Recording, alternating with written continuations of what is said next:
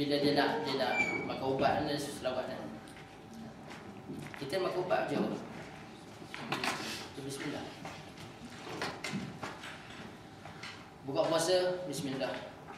Bila dalam hadis Nabi, bila dia sebut bismillah, para ulama hadis berbeza pendapat. Ada ulama hadis mengatakan bila Nabi sebut bismillah, rawi hadis itu dia riwayat secara ringkas. Maksudnya bismillahirrahmanirrahim. Tetapi ada para ulama hadis mengatakan bila sahabat sebut bismillah, rawi sebut bismillah. Ada berbeza pendapat. Tapi bismillah. Kita nak buat benda yang elok, bismillahirrahmanirrahim ataupun bismillah. Yang kedua apa tadi? Membaca umur kitab. Umur kitab dalam sesuatu majlis, bermasuk permulaan dan sandaran surah Al-Quran bila bermasuk majlis. Baca Fatihah ha? Ya. Tuan-tuan dan puan, Nabi dia mula majlis dia baca apa?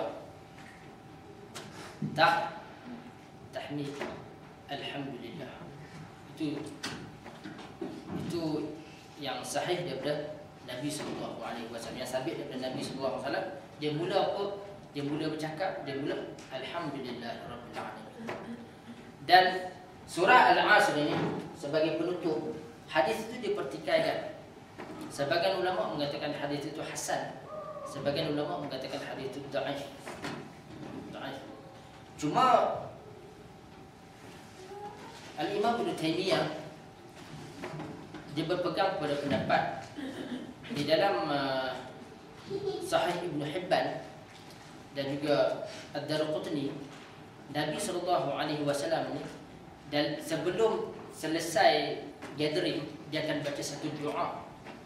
Doa tu kalau tuan-tuan dengar kerap kali bila solat tarawih, solat witir di Makkah, dia akan baca doa tu.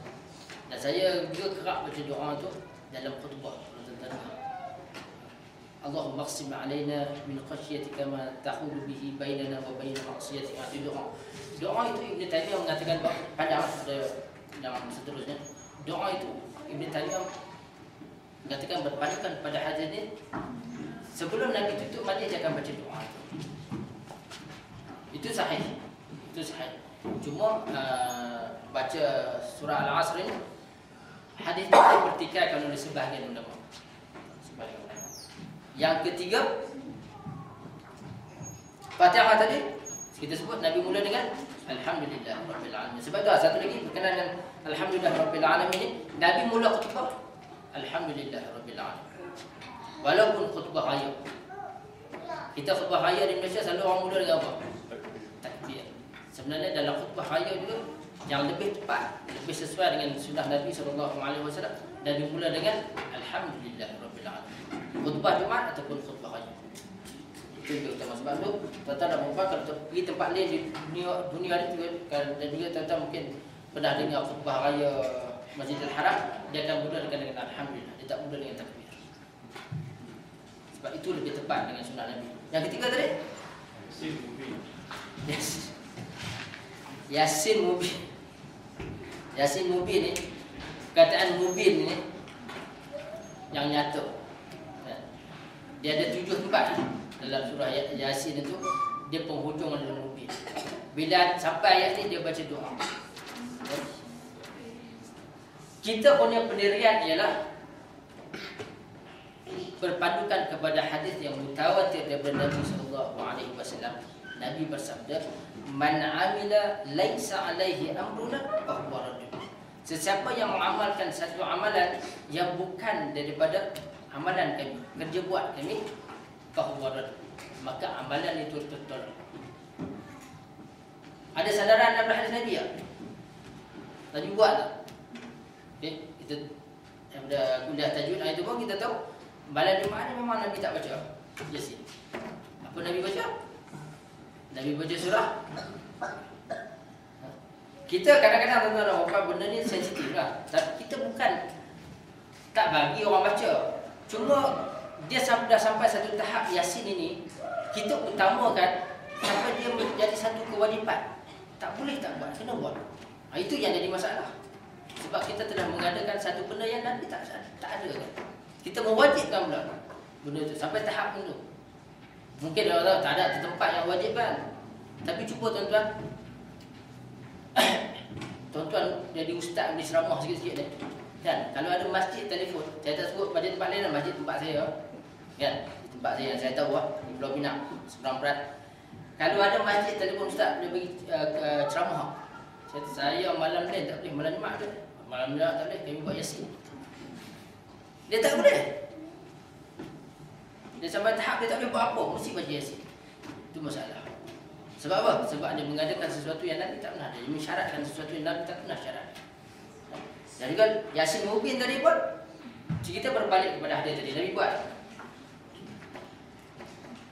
Nabi buat.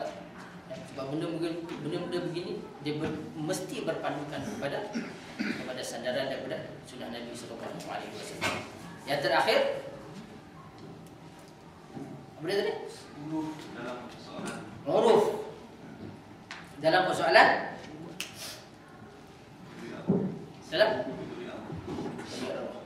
saya sebut tadi apa? Uruf ini dia dalam bentuk yang macam saya sebut tadi.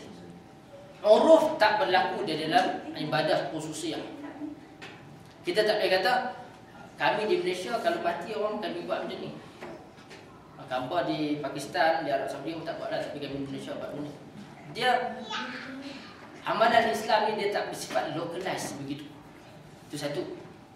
Satu lagi kita kena faham hadis yang sahih bila meninggalnya Ja'far bin Abi Talib. Ja'far bin Abi Talib meninggal dalam peperangan Mu'tah. Dan 3 orang sahabat meninggal. Salah seorang Ja'far bin Abi Talib. Bila meninggal Ja'far bin Abi Talib ini, Nabi berpesan kepada jiran Ja'far bin Abi Talib supaya bagi makan keluarga Ja'far bin Abi Talib kerana mereka sedang berduka cita. Siapa bagi makan siapa? Jiran bagi makan keluarga si mati. Kita Melayu buat, siapa bagi makan siapa? Keluarga si mati bagi makan jiran. Tuan-tuan tengok yang cantik mana? Yang cantik keluarga jiran bagi makan keluarga si mati kan? Keluarga si mati bagi makan jiran. Yang cantik lah kalau kita nak orang berdakwah pada orang, kita tengok Islam yang mana yang cantik. Orang yang sedang berduka cita, saya pernah sebut kepada tuan-tuan, pernah pergi tengok sahabat yang meninggal, isteri muda lagi, tak bekerja pula isteri.